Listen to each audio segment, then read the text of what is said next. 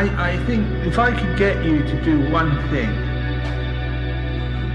I would say when you get to the point that you really feel highly motivated towards keeping your virtue, then you'll discover quite quickly just how extraordinary a life was meant to be and could be. It's just we get so messy. It's not that we're doing lots of wrong things, but our mind is so messy. We don't keep it simple. And we end up making the life that we're living so inordinately complicated and completely unnecessarily. And it's such a shame to end up feeling in a real muddle when actually you ought to be having the time of your lives.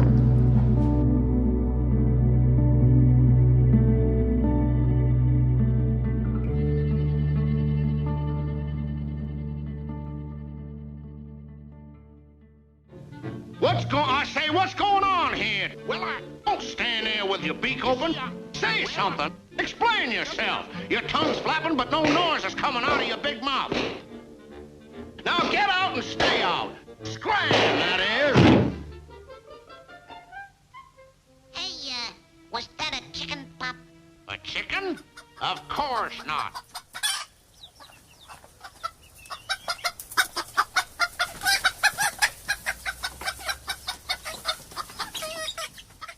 Okay, so here I am, I'm back on my own after the first guest spot or show, whatever you want to call it. Today we're going to be dealing with the eggs are special question. What's the eggs are special? Well, it's the existential question. It's just a funny way of putting it. The eggs are special is an existential question, which is, are you the chicken or are you the egg? Do you do the laying or do you get laid? That's not some sexual innuendo, although it could really relate to anything, right? Are you the doer or the one done to?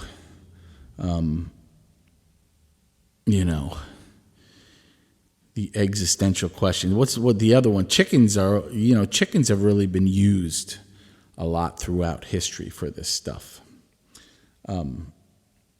Why did the chicken cross the road to get to the other side? I mean, that's another kind of...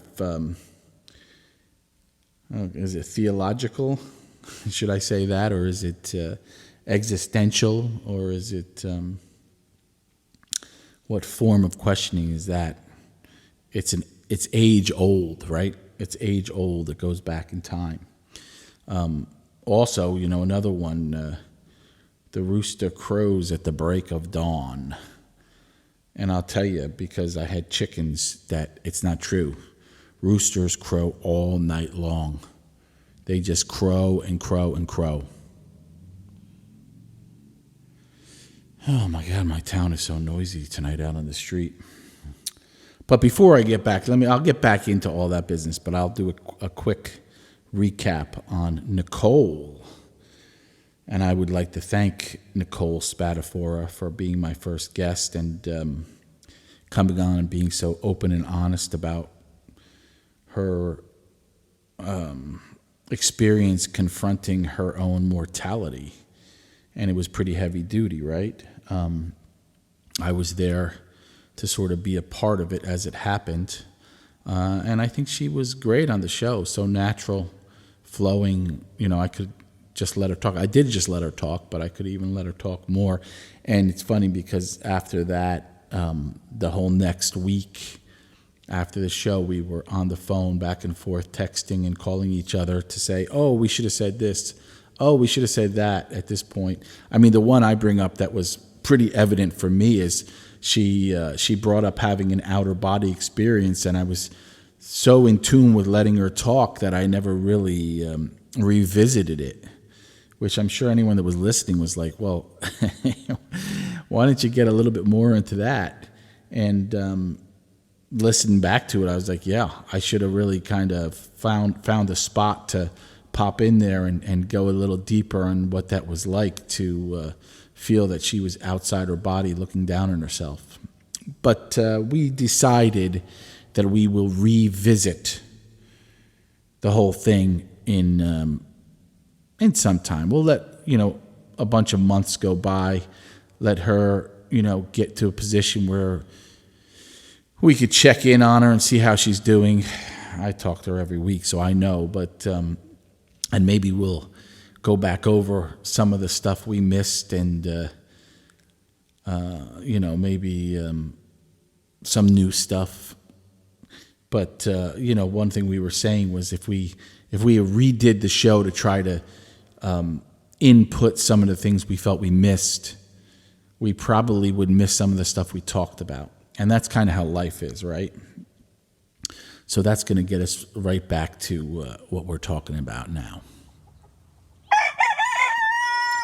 Which, once again, is the eggs are special question. The existential question. Are you the chicken or are you the egg? And what came first? And why did the chicken cross the road? And do roosters crow at the break of dawn? Well, like I said, roosters crow all night long. And why did the chicken cross the road to get to the other side? Well, this is what our life is all about. Walking down these paths and going, well, let me go over here and see what's going on. And, the concept when you think about the chicken is that it's not going to be easy for it to cross the road. It's a dangerous situation. It could get hit by a car and smushed, right? And isn't our life that way also? We decide to cross the road. We don't know what's going to happen. We don't know where it's going to lead us to. But, the primary, what came first, the chicken or the egg? Well, if you talk to scientists and you look it up, they're going to tell you for sure, for certain, that it was the egg. Because we know scientists, they really do want to know stuff. And the egg, is the female of the species. So that had to come first, whatever that means. But I don't know. I mean, let's think about this. Where did the egg come from that made the chicken?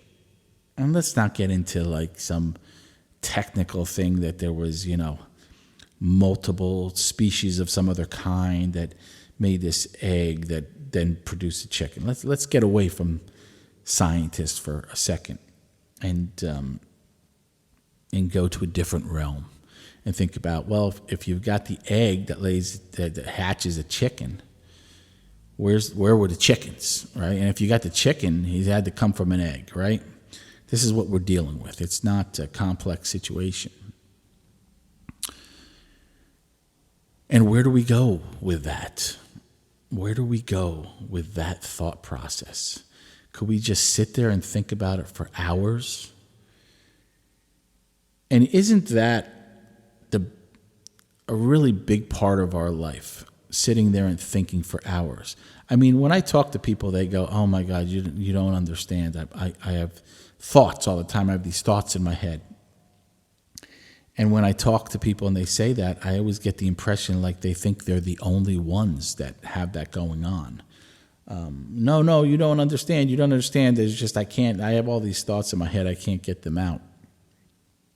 Well, the best solution for that is learning how to meditate, because that's what you do in meditation. And the reason so many people meditate is because they have that going on. They're trying to resolve it. They're trying to clear their head. They're trying to let things go. But then in meditation, there's a lot of theories on how to work that, to let the thoughts come in and then let them go.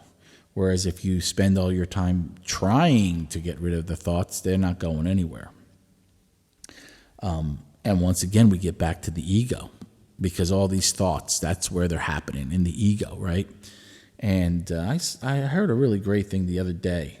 I wish I could say I came up with it, but it was Probably somebody pretty cool who wrote a book or something. And he said, when you sit there and you start thinking about all these thoughts and you're seeing all these thoughts and they're overwhelming you, if you take a second to go, well, who's the one who's listening to these thoughts? Who's the one that's perceiving these thoughts? That's that other thing, once again, that we keep trying to get to. That other place, that who am I situation. And it just keeps coming back up, right? It just keeps coming to the forefront. And all these thoughts are going in our head, and we sit there at night, sometimes before we go to bed, and our head starts just firing up all these thoughts. And they don't really do anything for us. Like I said before, maybe a few shows ago, sitting there and thinking about things really doesn't accomplish anything. I know a lot of people have talked to me about how they work through their thoughts, and I understand it to a degree because I have worked through thoughts before. But I'll tell you what, a lot of times when I work through thoughts to build some type of resolution of something I'm wanting to do or say, it usually ends up being different in the end. It's almost like I realize what you end up overthinking. You go through this scenario in your head about what you want to say. Say you're going to see somebody, later or the next day, and you're thinking, I need to talk to them about this. Let me put it all together, what I need to say to them. And you put it all together, and then you get in front of them, and you start talking, and you realize you overthought it. You put too much in it, and you kind of have to back things down. And then they say something, and then you need to respond to that. It changes things again. So, clearing your mind and letting it be open. Well, I don't want to say it's the thing to do. I'm caught in this situation of what's the thing to do? And I certainly don't know. I'll tell you that is I've admitted this so much on the show, I feel like I'm starting to become a broken record, that it almost seems more and more these days. I don't know if it's because I'm getting into this thought process, but I am not going in a direction where I feel I know more or that I have a better hold of things. The more I sort of dig in to trying to figure this whole thing out, I almost feel like, it's one of those situations where you open up your mind and you go, well, this is all the knowledge. And you start realizing as you see that all that knowledge that's out there, you start realizing you have less than you thought you did, because the knowledge that you thought you had was in comparison to what you perceived. And now that you're starting to perceive that there's more knowledge out there, then the amount you have becomes less, becomes perceivably less. And then that's really something you have to confront, which is all, what I'm trying to do, at this time in my life. And I probably was trying to do it every time in my life. When you're in the moment of now and you're like sitting there, you have this overwhelming feeling like you're sort of working something out, and you're sort of, in a place where you're making a move, right? And in your mind, you almost get this feeling like you were never in that place before. You're like, oh no, now I'm working things out now. I never did this before. But if you really stop and think, yeah, you were doing it. You were in that same moment consistently throughout your life, probably. It's just hard to pull that back up once it washes away with the corridors of time. once it dispels itself into the past, it's not really like a memory. It's not like something that's, that you can get a hold of, like going on a trip or anything, any very certain thing that happened in your life. Those moments of thinking you're working things out, they kind of slip away. They're forgotten. There's not too many times where you recall like sitting on a rock and looking at the sky and going, "Oh yeah, I'm." That's like kind of the scenario where maybe you could recall that because it becomes a solid memory. If you actually had a time where you were laying in the grass in a field and looking at the sky and going, "Oh yeah, I'm gonna think this way. I'm gonna think about these things." It sort of attaches to that, because it's such an experience. Maybe walking down a path by a river and you're putting some thought into how life works. Maybe that's what we need to do more. Maybe that would be a really good idea to, what would I say? What's the word I'm looking for here? To outwardly attempt, and that's not it at all, but to put into action that when you're in the process of trying to figure out life, to attach it to what you're doing. So say you're cooking and you start thinking this way and you're cooking. Attach that thought to you cooking, an omelet. Or attach that thought to driving in the car down some back roads and it's the early morning and the sun's coming up. Attach those thoughts to a very viable experience or moment. And then maybe through time you'll get a better conception that you are always working these things out. You are always trying to move forward and progress with who you are.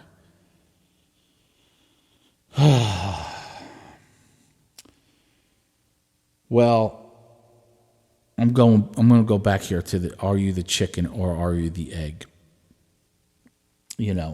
I'm sort of manipulating the whole what came first thing, which the what came first thing is in its own right something to think about. But where I'm taking it is, are you the chicken or are you the egg? Are you a person that goes out and gets things done and sort of takes a position of a positive, progressive idea? Hey, I could do this. I'm going to go do it. Or maybe are you a little bit more on the negative side where you're like, I don't know if I can do this. I don't feel like getting up right now and trying. I conceivably can see people in my life that sort of fit both sides. And maybe no one fits exactly one or the other. But certainly I see people who just seem to get it done. And I see other people that are handcuffed all the time. They handcuff themselves all the time. Should we do anything about that? Well, I don't know if we should ever really say anything to anyone. First off, because I don't think they would take your advice. But secondly, I don't think it would feel good for the person to be told that, because it's not something that's a quick fix. It's not like you could say, hey, you should be more positive and you should try to be this way. It's not a quick fix. It's probably something the person's even working on. So the best position, I would say, in all my thoughts about it, would be just to be supportive and try to, be there for the person. If you're a friend, be a good friend, and hopefully people can work through those things. It's the most difficult thing for me to conceptualize. Well, not conceptualize. To get my arms around is if we all do really change over time. This kind of came up for me recently in kind of a big way in my own head. Like I've always thought I changed a lot, maybe who I am and stuff, but the essence of who I am, like the things I do, the way I approach things. Have I really changed? Am I just really caught in this kind of pattern that I keep going into, and I don't really change things no matter how hard I try? Maybe I manipulate them a little bit. Maybe I'm learning small lessons along the way. But boy, I'll tell you, from the position of being me, I cannot tell that. And I look around at, and part of it is I look around at other people I know, and I don't know that many people who I think have significantly changed over. I mean, everybody says it. Everybody goes, oh no, I've changed a lot. Maybe certain things with age, you just kind of settle down a little bit. You stop doing some stupid stuff. But the essence of, what you're putting out there, has that really changed? Do we want it to change? Does it matter? Does it matter if somebody's like a go-getter and someone else is not a go-getter? Can we just relax and ease ourselves into that being what we are? I mean, everyone's always seems to be trying to accomplish something. And I can never tell if it's really meaningful to accomplish anything. I mean, people go way out of their ways to try to do something to get accolades. And maybe we get back to that that thought that you just do it for yourself. Because in the end, what's the value of it, Probably the best value is just finding happiness. Just doing that. And if you're the chicken, be the chicken. If you're the egg, be the egg. And the chickens could hang out with the eggs, and the eggs can hang out with the chickens. In fact, they probably should. People should have different types of people in their life. And maybe a good point, which, Alan Watts brings up, is not to take it all too seriously. That might be ultimately the place to be. Not to take it too seriously. And if we do that, maybe we can really get a hold of happiness and realize it's just, you're born, you live, you die. And that's what we all do. And, you always worry about the people around you, like, what's going to happen to them. But in my life, all the different people that I heard that discussion, well, what's going to happen to them if they keep going this way? 20, 30 years later, those people are still in my life, and they're surviving. They're getting by being this person they are, and it's just the way it is.